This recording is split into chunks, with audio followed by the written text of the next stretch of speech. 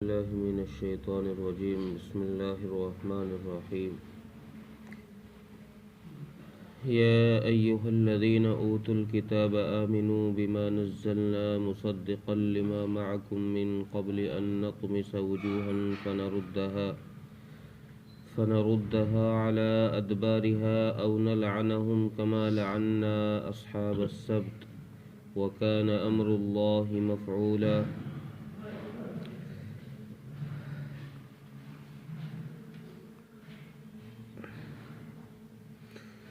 پچھلی آیتوں میں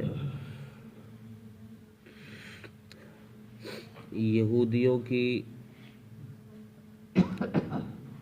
چالوں کو بیان کیا گیا کہ کس طریقے سے انہوں نے تورات کے اندر تحریف کر کے رد و بدل کر کے رسول اکرم صلی اللہ علیہ وسلم کے اوصاف کو چھپایا اور اپنی قوم کا بیوقوف بنایا صرف اپنے پیٹ کی وجہ سے، کہ جس سے ہمارا پیٹ کا بھرنے کا سلسلہ ہے وہ چلتا رہے اور ہمیں اور ہماری قوم کے لوگوں کو رسول اللہ صلی اللہ علیہ وسلم کے تابع نہ ہونا پڑے۔ صرف اس غرض سے انہوں نے تحریف تورات کی۔ اللہ تبارک و تعالیٰ نے پھر ان کو سمجھایا۔ پچھلی آیت میں یہ بتایا کہ ایسا ان کو نہیں کرنا چاہیے تھا۔ ان کے لیے کتنا اچھا ہوتا کہ اگر یہ کہتے کہ ہم نے سن لیا اور ہم نے اطاعت کر لی، ہم نے آپ کی بات مان لی، یہ ان کے لیے بہتر ہوتا۔ اس آیت میں اللہ تبارک و تعالیٰ نے اب ان کو ایمان کی طرف دعوت دی ہے اور ایمان نہ لانے پر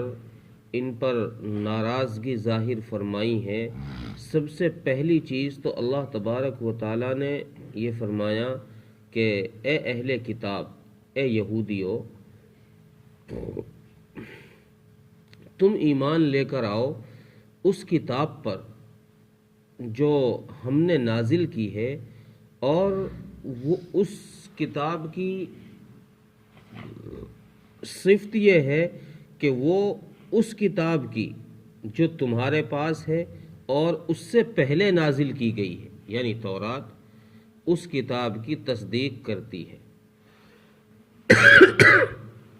یہ قرآن کریم کی خوبی بتائی اللہ تبارک و تعالیٰ نے۔ چونکہ یہودی کہتے تھے کہ آسمانی جو کتاب ہوگی، آسمانی جو کتاب آئے گی اور آخری نبی جو ہوگا، چونکہ ہماری کتاب بھی آسمانی ہے، ہمارے رسول پر نازل ہوئی ہے، تو اس کتاب کی تصدیق کرے گی، وہ اس کتاب کو سچا بتائے گی تو ہم مان لیں گے۔ اللہ تبارک و تعالیٰ نے وہی بات یہاں ارشاد فرمائی کہ دیکھو یہ کتاب تمہاری کتاب کو سچا کہہ رہی ہے، یہ بتا رہی ہے کہ تورات آسمانی کتاب ہے، حضرت موسیٰ علیہ السلام پر نازل کی گئی ہے، تو تم اس پر ایمان لے کر آؤ۔ اگر تم ایمان نہ لائے، پھر آگے اللہ تبارک و تعالیٰ نے ان کے لیے بہت سخت بات ارشاد فرمایا اگر تم لوگ نہ سدھرے، تم ایمان نہ لائے، تو ہم تمہارے چہروں کو مسخ کر کے گدی کے پیچھے کر دیں گے۔ ان نطمس وجوہا فنردها علی ادبارها۔ بعض مفسرین نے اس کا ترجمہ کیا ہے کہ تمہارے چہروں کو ایسا کر دیں گے جیسے گردن ہوتی ہے، یعنی اس طریقے سے جیسے گردن پر بال ہوتے ہیں، بندر کی شکل تمہاری بنا دی جائے گی۔ بعض مفسرین نے ترجمہ کیا ہے کہ نہیں، یہاں مطلب یہ ہے کہ پہلے تمہارے چہرے کو بگاڑا جائے گا، یعنی تمہاری آنکھ، ناک، منہ یہ بالکل پلین کر دیا جائے گا، اس کو مٹا دیا جائے گا، اور پھر اس حصے کو گھما کر پیچھے کر دیا جائے گا۔ ان نطمس وجوہا فنردها۔ یہ آیت جب حضرت عبداللہ بن سلام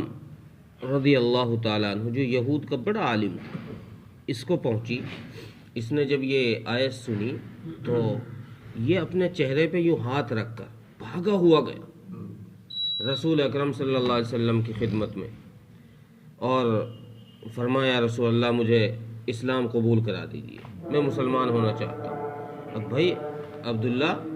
تم نے چہرہ کیوں چھپا رکھا ہے یا رسول اللہ؟ میں نے آیت سنی ہے کہ اللہ تمہارے چہروں کو بدل دے گا، میں تو اس لیے ہاتھ رکھ کر آیا ہوں کہ اللہ نے میرا چہرہ تو نہیں بدل دیا ہے، قبل اس کے کہ میرا چہرہ بدلے آپ مجھے کلمہ پڑھا دیجیے، میں مسلمان ہونے آیا ہوں۔ اسی طریقے سے حضرت کعب احبار جو حضرت عمر رضی اللہ تعالیٰ عنہ کے خلافت کے زمانے میں مسلمان ہوئے، ان کا واقعہ بھی اس طریقے سے لکھا ہے کہ وہ حمص جا رہے تھے تو ملک شام کی طرف سے ہوتے ہوئے گزرے، ان کی ملاقات حضرت عمر رضی اللہ عنہ سے ہو گئی۔ حضرت عمر رضی اللہ تعالیٰ عنہ نے ان کو اسلام کی طرف دعوت دی۔ بھائی کعبہ احبار تم بڑے عالم ہو، یہود کے علماء میں سے تمہارا شمار ہے، تم تورات کے جاننے والے ہو، تم ایمان کیوں نہیں لے آتے؟ یار اپنے آپ کو ذرا سیدھے راستے پر لے کر آؤ، تمہیں تو سمجھانے کی بھی ضرورت نہیں ہے، تم تو خود پڑھے لکھے آدمی ہو۔ تو کعبہ احبار نے کہا بھائی عمر، بات یہ ہے کہ تمہارے قرآن نے ہم لوگوں کو یعنی تورات والوں کو یوں کہا ہے کہ یہ تو گدھے کی طرح ہے، یہ تو گدھے کی طرح ہیں، جیسے گدھے پر کتابیں لاد دی جائیں، اسی طریقے سے یہ تورات والے ہیں کہ یہ عمل تو کرتے نہیں ہیں، بس ان کو کتاب دے دی گئی ہے اور یہ اسے گدھے کی طرح لادے لادے پھر رہے۔ کتاب تورات کا علم ان کے پاس ہے، لیکن اس علم سے یہ نفع نہیں اٹھا رہے، فائدہ حاصل نہیں کر رہے، اس کو گدھے کی طرح اس کتاب کو لدھے پھر رہے اپنی کمر پر، پشت پر۔ کعبہ احبار نے کہا کہ بھائی جب تمہارا قرآن ہمیں گدھا بتا رہا ہے تو ہم کیوں ایمان لے کر آئے، ہٹ جاؤ۔ یہ چلے گئے۔ اتفاق سے یہ جہاں جا رہے تھے، غالباً حمص جا رہے تھے، وہاں یہ پہنچے تو ان کے کسی جس کے پاس یہ گئے تھے ملنے کے لیے، وہ ان کے گھر کا کوئی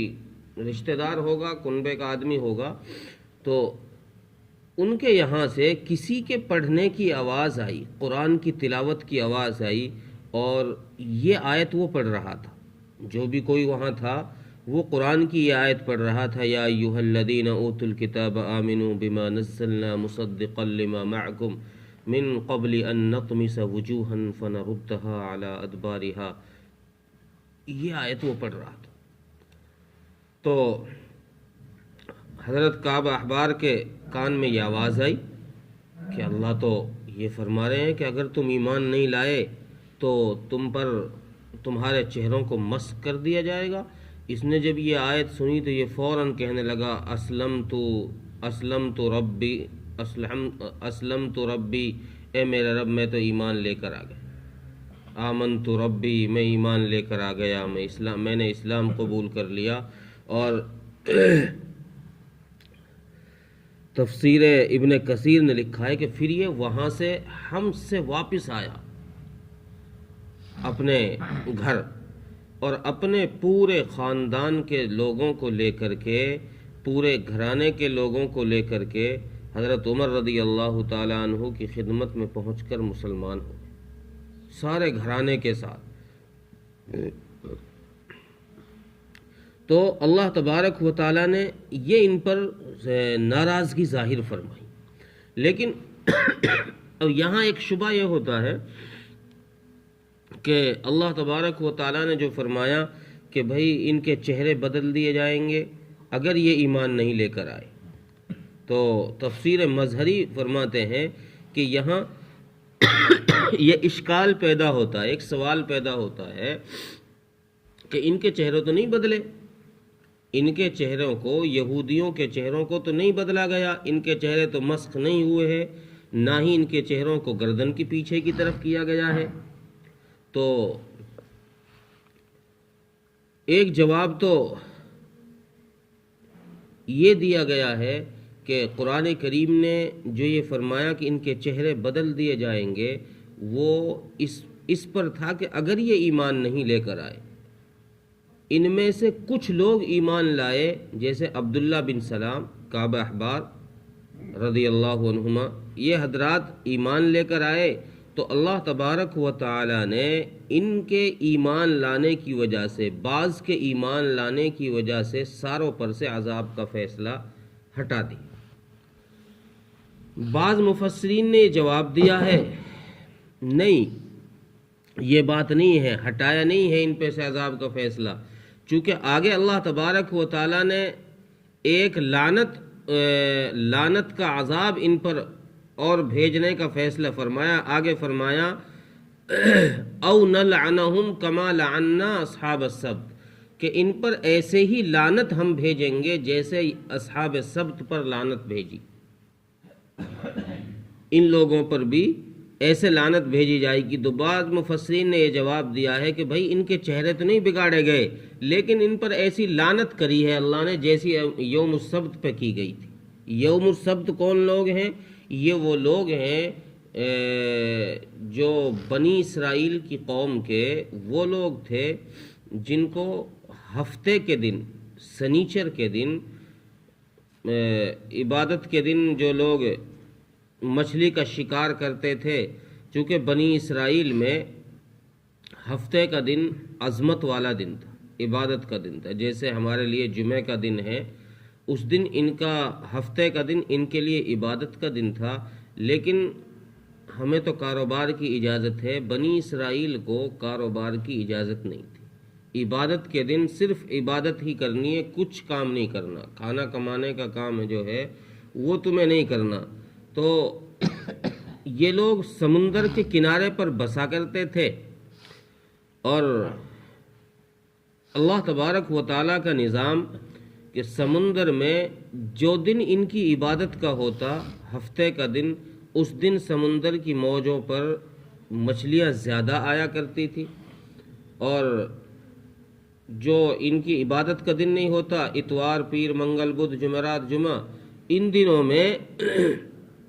مچھلیاں غائب ہو جاتی۔ تو انہوں نے چال چلی کہ سمندر کے کنارے پر نیچے کے حصے میں انہوں نے بڑی بڑی حوضیں بنا لی، گڈھے کھود دیے، اور ان گڈھوں میں نالیاں نکال دی کہ جب سمندر کی موجیں ابال کھائیں اور وہ مچھلیاں ہفتے کے دن آئیں تو ان نالیوں کے ذریعے سے ہمارے گڈھوں میں آ جائیں۔ جو ان کے گڈھوں میں آ جاتی، اتوار کے دن یہ پکڑ لیتے اور کہتے کہ بھئی ہم تو دیکھو ہفتے کے دن عبادت میں لگے ہوئے، ہم نے کوئی شکار نہیں کیا۔ ان کے وقت کے علماء نے ان کو سمجھایا، وقت کے نبی نے ان کو سمجھایا، لیکن ان کی سمجھ میں یہ بات نہیں آئی۔ بھئی جب ان کو کوئی سمجھانے جاتا کہ یار تم یہ غلط کر رہے ہو، اللہ تبارک و تعالیٰ نے تمہیں عبادت کا حکم دیا تو عبادت کرو، شکار کیوں کر رہے ہو؟ اور بھائی ہم شکار کہاں کر رہے ہیں، ہم تو یہاں بیٹھے ہیں، ہم تو عبادت کر رہے ہیں، ہم تو مسجد میں آ کر بیٹھے ہیں۔ تو انہوں نے بات کو مانا نہیں، اللہ تبارک و تعالیٰ نے ان پر لعنت بھیجی اور ان کی شکلوں کو بندر، خنزیر اور سور کی شکل بنا دیا۔ یہ کچھ 2-3 دن، بعض مفسرین نے لکھا ہے کہ 3 دن یہ لوگ زندہ رہے، اس کے بعد ان کو ختم کر دیا گیا۔ تو اس طرف اشارہ فرمایا ہے کہ ان پر ایسے ہی لعنت اللہ کی برسے گی جیسے بنی اسرائیل پر یوم السبت والوں پر برسی۔ اور پھر آخر میں فرماتے ہیں کہ جس کام کے بارے میں اللہ فرما دیں، جس حکم کو اللہ نافذ کر دیں کہ بھئی یہ ہو جائے، تو گویا یوں سمجھو کہ وہ کام ہو گیا، مفعولا، وہ ایسا سمجھو کہ وہ کام ہو چکا ہے، گیا گزرا ہو گیا۔ تو اس آیت میں ان یہودیوں کو یہ سمجھایا گیا، ایمان کی طرف دعوت دی گئی، اور دعوت قبول نہ کرنے پر ان کو وعید بھی سنائی گئی، سخت ناراضگی کا اللہ تبارک و تعالیٰ نے اظہار بھی فرمایا۔ ترجمہ دیکھیں، یا ایھا الذین اوتوا الکتاب آمنوا بما نزلنا مصدقا لما معکم من قبل، اے اہل کتاب، اے یہودیو، تم ایمان لے کر آؤ اس پر جو ہم نے نازل کیا ہے، اور سچ بتاتا ہے، تصدیق کرتا ہے اس کتاب کی جو اس سے پہلے تم پر نازل کیا گیا۔ ان نطمس وجوہا فنردها علی ادبارها، قبل اس کے کہ تمہارے چہروں کو بگاڑ کر کے تمہاری گدیوں کی طرف کر دیا جائے۔ او نلعنہم کما لعنا اصحاب السبت، یا